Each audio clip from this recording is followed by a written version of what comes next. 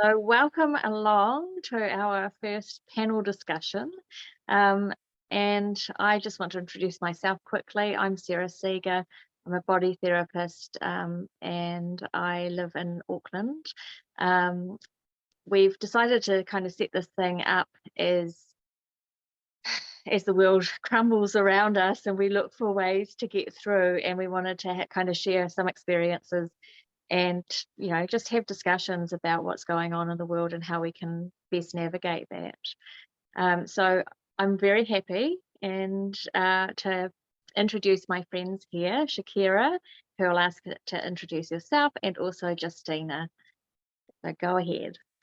Thanks, Sarah. Hi, I'm Shakira Quinn from Fusion Therapy, and I also live in Auckland, and I'm an energy healer and a body worker and a clairvoyant.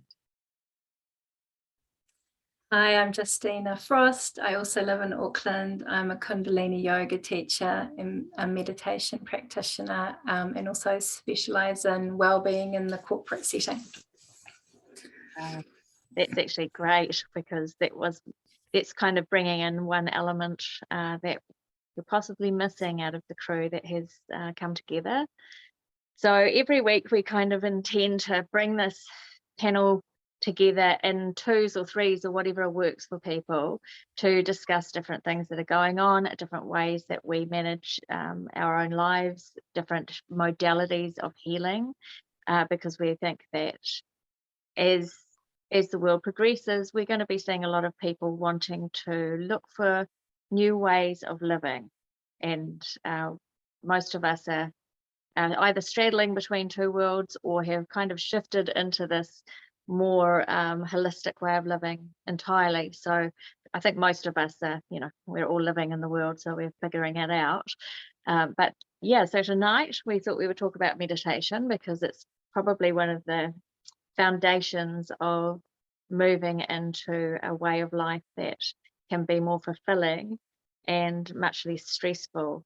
So that was the intention that I had in talking about meditation, because I would imagine there's a lot of people who have maybe tried some forms of meditation in the past, but have never really got their rhythm going. And there's a lot of people like me who I did a meditation course at 24, and I think I'd done a few kind of on my own before that, but I left it for a long time, and I'd try with young kids and it never quite worked. And so it was a long progression until I got to the point where I'm mostly meditating every day, but not religiously. What about you guys? Where did you come to it from? Well, I can speak to the Kundalini style of meditation. So Kundalini Yoga uses meditation with sound mantra. So as both of you are well aware, and probably our audience, there's a lot of research around sound healing. And personally, I hadn't done a lot of meditation before I started my yoga training, and I have a very busy mind. So the transcendental style of meditating, or meditation where you just sit in silence, probably would have sent me screaming to the hills.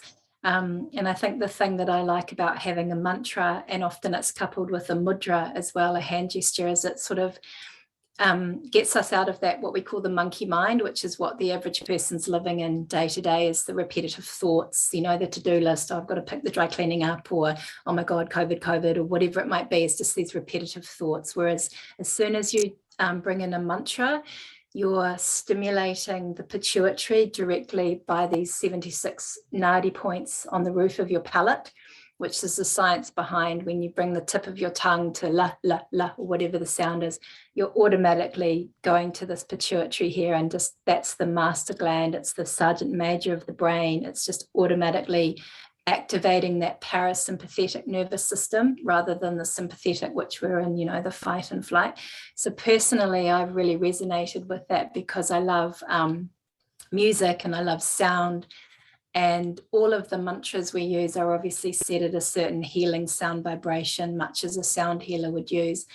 So that sort of opened the door for me. And I think the other wonderful thing is using our voices, you know, because the more we activate here the throat when we chant the mantras, we activate that throat chakra, that communication, you know, getting into speaking our own truth, which is a big thing for a lot of us to you know, be able to speak up, speak out, especially at this time in the world where there's a lot of, you know, biting your tongue.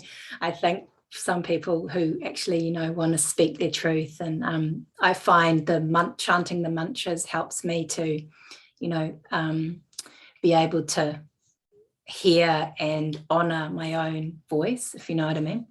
Yeah, perfect. Yeah. It's lovely. And we've got a musician and sound healing lady with us as well, because Shakira does a bit of that too. Yes, every morning I am with the group and we do the mantra, we sing mantra, and every astrological month we do different mantra. And the thing that I love about it the most, I don't go stir crazy. I can't sit there with an empty mind. It's, I have ADHD, my brain is crazy, but give me something to sing and it's fantastic. And also the thing that I love about using sound is the breath work that comes about it. I mean, for people singing, you know, in the shower, that in itself is meditation. Every breath that you take, actually life is meditation. It truly is. You know, there's lots of these different ways that you, and lots of different approaches. And I say to people, try them all, try them all. One of them's going to resonate. One of them's going to make you want to get up out of bed in the morning. And having this empty mind, great. What do you do with that? Not much, you know, that stillness. So you can use chakra alignment, visualization, singing, dancing, even walking, as long as you put all your attention and focus into it as you're doing it, whether that's for 2 minutes, 20 minutes, it's perfect. It's perfect. You know, you can get just as much from a 5-minute or a 2-minute breath meditation than you can from an hour-long meditation, especially if the intention that you set at the beginning of the meditation is for you to be completely focused, for you to become whole, because at the end of the day, the purpose of meditation is bringing your lower self into a space of receptivity to your higher self so that you can be guided to do the best that you can do in the moment, in the day. And that's all we're here to do, just live in the moment. And meditation is a way of getting the cells in your body used to that, as opposed to all the external stimulation that we get day in, day out, day in, day out. It's that space of receptivity. Lovely. I love that you guys have actually brought up a couple of things that I think are really important, and will really just turn out to be really important, even though you're not going in with the intention of it. So I, for a long time, my meditation was kind of really done through dampening the fire, or exhausting the fire within, which was like going for a run or doing some intense kind of exercise, which of course meant that I had to open up and breathe properly, or just, you know, try and breathe sometimes. And so there was that aspect of really getting to that point before I could even sit down and meditate, because I had to exhaust that fire with a physical activity. And so over time, what I found was that if I went for a run, I could come home and then I could sit and really go into a silent meditation. And so for me, it's a little different, because I find anything that distracts from me sitting in silence can be really, it can make it more difficult for me to connect with myself. So I find guided meditations quite tricky, because often I'm just not resonating with it. But you know, you always say that, and then you do another person's one and you think, well, that was wonderful. I think it depends on where you're at in your day, or where you're at in your life. And yeah, I love for me to sit in silence and to get there. I do use sound in the very beginning, so I'll often use my singing bowl and just raise the frequency. and within myself, just really lift kind of what's going on, because often my body might be feeling resistant, but if I can just do that in the beginning, it will often lift things quite quickly. And also I started a long time ago, I started chanting and singing, just to be, just like you said, Justina, just to use my voice and just to open up the throat chakra. And I mean, it wasn't even that intentional. It was just that as I was doing it, I was realizing this is what was happening. And of course, what's happened for me is that I've developed a light language. So now I have this light language that often will come through at any point in the meditation, because it's a transmission of frequency that resonates within my body. And so often that will just, if I need to kind of calm down, sometimes the light language will do that, whereas I might use the music to lift myself up a bit. But also just with that, the opening of the throat, for me, as soon as it started to really open, I realized that what it was doing was it was opening the channel into my heart center. And so it was allowing all the grief that is held in the lungs, all of that kind of emotional stuff that doesn't shift very easily. It was kind of clearing that out so that I could be more heart centered in the middle of it.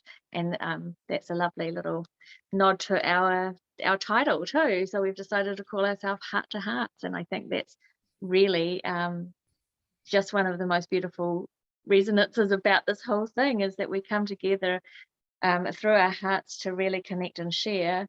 And in meditation, we're really opening ourselves up to, source, God, and really connecting in with who we really are, so that we can then carry that intention from the meditation into the rest of our day. So yeah, yay, thank you for bringing those things up. I would not have remembered otherwise.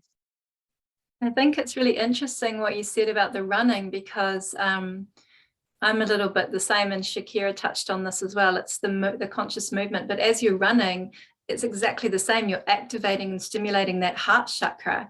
And you guys probably know that in the ancient times, the yogis would do the poses, the postures, the asanas, purely to move the body glove, get all that pent up energy out, then to be able to sit super still and super quiet. So, if you're saying to a person who's never meditated, okay, get up at 6 o'clock, make yourself a nice tea and then sit down, sit really still for half an hour, it ain't going to happen, like that's what we do in Kundalini. We do the Kriya, the yoga set, and then we do the chanting. And similar to what Shakira said, it doesn't matter. And one thing I wanted to touch on, if this goes out to sort of the average Joe in the street, is I think meditation gets a bad rap, because lately in my experience in going into corporates, it's all about mindfulness. I mean, let's face it, they're the same thing. But as soon as you go meditation, people are like, oh, that's like sitting down going, oh.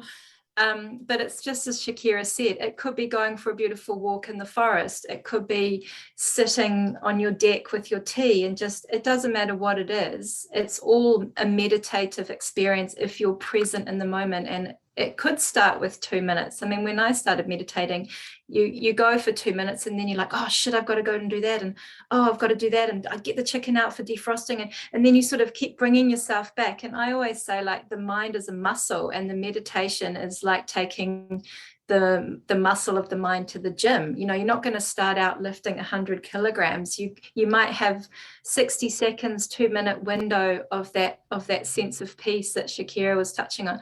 But then the more you do it, the more you build the muscle, and you stay in that Zen kind of period of connection to source longer and longer and longer. But as you said before, Sarah, it's that regular practice of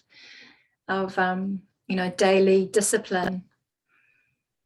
One of the things that my Swami taught me was that the dance between thought and not thought was absolutely part of it. So sitting there in stillness and then having that thought, it's the trigger to come back, and it's what actually allows you those crazy thoughts of, oh, didn't pay the parking ticket, oh God, I hope my husband doesn't mind it, or whatever. That's the conscious unconscious, so that you don't actually go to sleep, that you stay fully consciously present. And it's the dance of life, the positive, the negative, the up, the down, the male, the female, that, and you actually require that. And so the meditation isn't just that stillness. It is the interweaving of the both of them together. And I think that can relieve a lot of people's guilt, because everybody wants to be perfect. You know, they want to be able to sit down and meditate straight off. And it's really frustrating after day 5 when you're not doing it too well. You just hit snooze. You know, I mean, let's be fair about it. But if you understand that that dance is part of the beauty of it, then maybe you'll just get out of bed and not hit snooze. Or maybe you'll choose a different time of day to do it. It doesn't have to be first thing in the morning. Some people don't function first thing in the morning. Some people need their coffee. You know, some people, you know, need to get up and do other things. It's finding the right rate and rhythm for you. And it's to your point, it's you can't contradict or go against what the mind's job is. The mind's job is there to think. And, you know, you can't, if, for example, if somebody came to one of us for a consultation, you wouldn't want somebody to be like, oh, I'm just mind, I'm just, you know, I'm just an empty vessel. You do your meditation and then you're present with the person, you're engaged, you're having a conversation, you're not like, oh, you know, sitting there like some yogi on a rock. Like, that's not the aim of the meditation. It's to clear out that subconscious so that when you're with a person or doing your healing, you're there in the moment, you know, just observing rather than the whole whirring cogs of your whole, you know, subconscious being projected onto them. But yeah, it's true. It's a good point. You know, the mind, that's what the mind does, you know, like it's interesting, like in this numerology training I'm doing, we're just doing the 7 at the moment, and 7 is active mind. So it's the thinking part of the mind, you know, it's how you sort of regulate and tame it. You're never going to stop it because that's its job and it's necessary. We've got to, you know, if we didn't remember to pay that parking ticket, then you'd have Bay Corp ringing you or something, you know. So it's necessary. The mind is necessary. It's just how we train that monkey mind to be, you know, more kind of calm and present. And yeah, and the breath, I think the breath is really important, what you mentioned, because you can just, I worked with people at in a company last year when you can just give them some breath techniques to help with anxiety, to help with just slow. I think today people are rushing so much and everyone's so busy. It's just consciously telling yourself to just slow down the breath, you know, slow down your movements instead of trying to do 500 things at once. Yeah, absolutely. I love the you know, the variety of breath work that's available as well, and how you can use it for different things. So, you know, you can use a breath to invigorate yourself, or I used to try and teach when I was a midwife, and especially with younger women who were very busy and unable to get out of their heads, I would teach them, you know, the buzzy bee breath, hands over the ears, and just doing the really slow breath out with a buzz, so that they had to have a sound to concentrate on. But it was just, you know, for me, that was like one helpful piece of practical advice I could give them, so that they knew how to just block everything else out, feel into their body and see what's going on. Because of course, you know, you go into having a baby and into labor, and you are really, you're going to be a lot more effective if you can focus on what's happening within yourself right then and there. Yeah, it's quite nice, isn't it? A lot of women come to yoga when they're pregnant, because if they've been, you know, a bit of a gym bunny and they can't go and do some of those other exercises, they're like, oh, I'll give yoga a try. And it ends up being so beneficial for that breath awareness and body awareness. And Yeah. I did birthlight yoga training when I was years ago, and taught those classes for a while. And one thing that I think is really funny is I'm such a hypocrite, because I don't enjoy following anybody else when they're doing a guided meditation, but I get a huge kick out of doing a guided meditation for others. Yes. But it actually literally would just fill me up. I would feel just amazing afterwards. And I think it was especially because I had all these mothers with their babies inside, lying on the floor, connecting in, and I was just feeding off this beautiful energy that was coming out. yeah, amazing. One And thing so, that like, you want to talk about, is there any other types of meditation that you've looked at? I mean, there are, there's a variety of people out there that you can just go and listen to their meditations. Do you see that there's any, are there any dangers to looking around and trying things out? Yes, there can be. When I first was introduced to meditation, I was taught to do astral meditation. And so that was going out into the astral realms before connecting to source first. And it was quite a powerful meditation type in terms of being able to access a lot of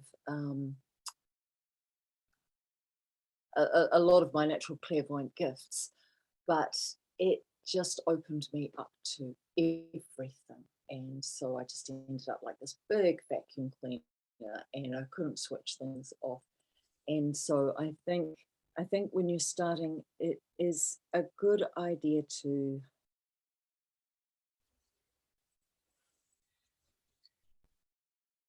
maybe not do it on your own first.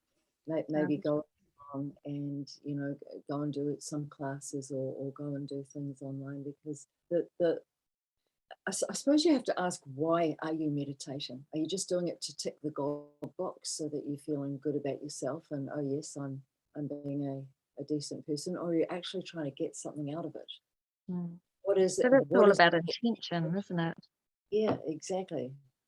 Because if you're wanting to be of service to the hierarchy, to the angelic beings that that we're working with, or the other energetic beings, then your meditation does need to be relatively still so that you can actually receive the guidance. But if you're doing it from a more for a more physical health, then you're not necessarily going to be wanting to get the same thing. So do your research and try and get an understanding of what it is that you're really after. It might be the meditation that brings that out. I want to talk about intention a little bit, because that's one thing that some days my intention is often just for peace, just to be peaceful and to be peaceful for others, so that I can come out of it and not be reactive. And so sometimes it's as simple as just doing that, and that can be a very short meditation, because I might have achieved the feeling of peace quite quickly. Sometimes that will be a struggle, and it's probably going to be a more difficult day. But, most of the time, I should say also, I do tend to always I put protection around myself. So I ask for protection. I ask that, with the God that I am, I place protection around myself. And I set my intention to ground to Mother Earth and to connect with God. And so those are two connection points for me. And that makes it really, I think, much clearer for my mind, even what my intention is for the moment, so that I can't be distracted by all those other things. Because, like you said, if you just open yourself up, you're opening yourself up to all kinds of things, and sometimes it won't be pleasant, or sometimes you'll be just not in the right space for it. So yeah, I think that's helpful. One other thing. Yeah, I would agree. You've got to ground through those lower chakras, as Shakira was saying. And this is why sometimes we use a lot of the locks in Kundalini, because if you're just going ether, the higher chakras, without that grounding, as Shakira was saying, and I've seen it happen. I've seen people at Kundalini Yoga festivals taken off in ambulances because they've just gone too far out into those astral realms. So I think for beginners, I totally agree. Find a good teacher and really root yourself down into that base chakra, feel the connection with the earth, do your mula bandh where you pull up the pelvic floor to really root yourself to the earth, because we are walking on this earth. We're not angels, we're not astral, we're not flying around yet.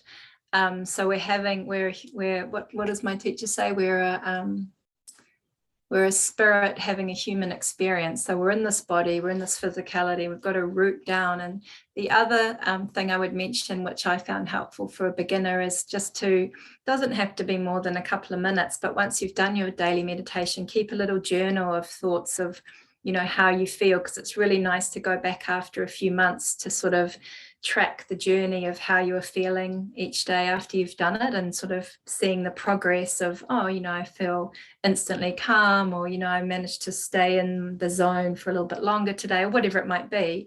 It's really nice to sort of track that journey with a little journal or a few points or a few thoughts.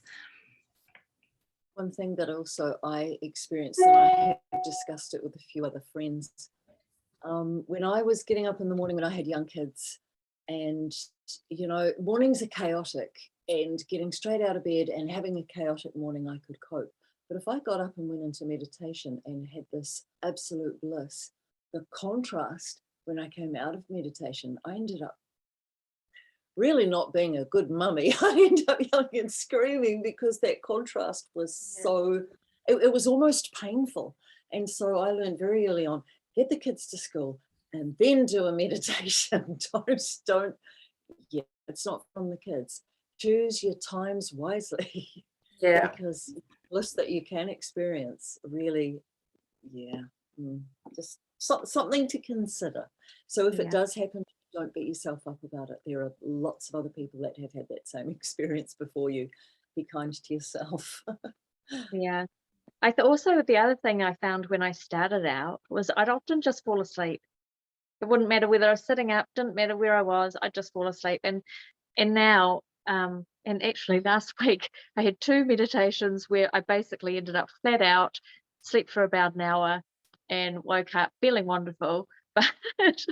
But I think also that, you know, sometimes you've got to realize that if you're feeling like you've got to sleep, because your body maybe just needs that rest, and that's far more important.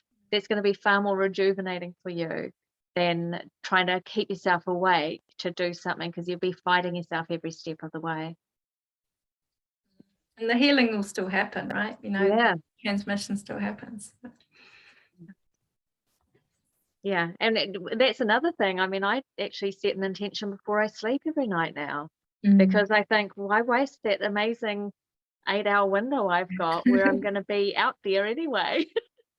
You know, why not just say, well, while I'm there, I intend to be doing this, this, and this. Sometimes I wake up very tired though, so sometimes I do go to bed and go, I intend to have a really good night's sleep tonight.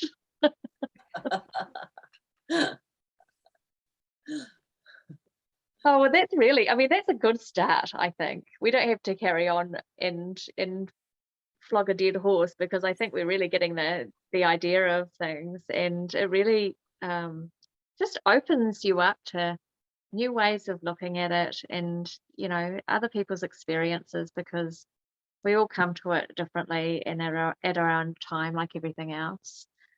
So anyway, that's enough from me. Do you guys want to have anything more to say? I just wanted to mention that in some ways, I think if you can have, certainly when you're starting off, as an intention to become fully present in your body, that in itself is a beautiful intention to have when you start in meditation. The clear mind, it can be a bit overwhelming. Just start with the full presence and gratitude of being in your body, and see where you take it from there. Yeah, absolutely. Sorry, I jumped in there because you froze, and I thought, gratitude. Oh, it must have been echoing. Yeah, even like you know, doing the yoga nidra type practice would be a great start, wouldn't it? Just sort of going through, taking someone through the different parts of the body. And I've had loads of people fall asleep during those, and you can find those on the internet and just guide you through the different body parts. And I don't know, like, I wondered if we do another thing like this, maybe we could also just do a couple of very simple exercises that people could do as well, like, you know, a breath exercise, or just a simple because I think for me it's great to talk about it, but it's very experiential, so people have got to try it for themselves and just give it a go and see what works for them. Absolutely. Yeah, no, that's so true. I wanted to give a quick shout out to Shakira's meditations that she's recorded or put out on YouTube, because they're lovely. And for somebody who doesn't like guided meditations, you've got such a beautiful voice, and it's so easy to listen to. And actually, you know, maybe the difference was that I was doing that at night too, rather than in the morning or the middle of the day. So yeah, so that's on Shakira. That's fusiontherapy.com, is that right? Or .co? Yes. .co, just .co. Perfect. All right. And are you teaching at the moment, Tina? No, we're doing sort of like a shared practice through the numerology training, and I had a couple of people ask me to be doing very early morning classes, but no, I'm not. I'm just kind of in full removal mode type of thing. It's just a lot of plates in the air, and I have so much respect for solo parents. That's a job in itself, just because one boy's got 4 nights a week of football, and it's just a lot. So no, a long answer to that is no, I'm not. We're doing like a two times a week we do a sadhana with Australia, which is we share it all. I share the chanting and the practice. But yeah, I didn't really want to go and start in a new studio or anything, given that I'm, going to be going away in a month. So yeah, no, fair enough. Yeah. It's a shame for those of us who loved being with you outside, especially.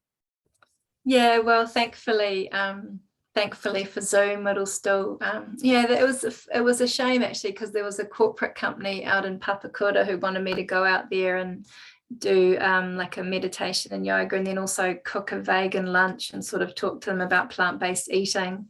And it never sort of got off the ground last month because of Omicron, and they had heaps of staff off sick and things like that. But yeah, I mean, that's definitely where I want to kind of put my energies once I go overseas. And I mean, the good thing with Zoom is, you can do so many things online these days, can't you? So Absolutely. like this. Yeah, absolutely. Oh, but I must check out your website, fusiontherapy.co, is it? That's it. I will write Yes. that down. Okay, well, I'm just going to say thank you very much to both of you for coming along and sharing all your wisdom. It's amazing, actually, how much comes out when you have a little conversation like this. So thank you. And from my heart to your heart, I will see you next time. Thank you. Bye.